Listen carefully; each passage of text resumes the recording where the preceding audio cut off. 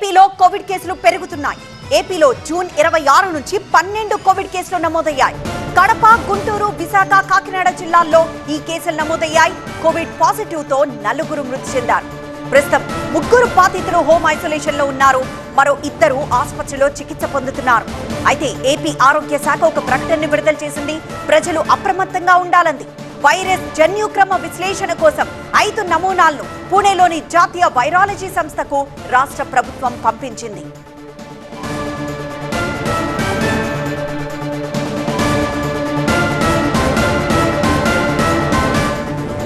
ఏపీలో కోవిడ్ కేసులు పెరుగుతున్నాయి. జూన్ 26 నుంచి 12 కోవిడ్ కేసులు నమోదయ్యాయి. కడప, గుంటూరు, విశాఖ, కాకినాడ జిల్లాల్లో ఈ కేసులు నమోదయ్యాయి. కోవిడ్ పాజిటివ్ తో 4 మృతి చెందారు. ప్రస్తుతం 3 బాధితులు హోమ్ ఐసోలేషన్ లో ఉన్నారు. మరో 2 ఆసుపత్రిలో చికిత్స పొందుతున్నారు. అయితే ప్రజలు అప్రమత్తంగా ఉండాలని ఏపీ ఆరోగ్య శాఖ ప్రకటన విడుదల చేసింది. వైరస్ జన్యుక్రమ విశ్లేషణ కోసం 5 నమూనాలను పూణేలోని జాతీయ వైరాలజీ సంస్థకు రాష్ట్ర ప్రభుత్వం పంపింది.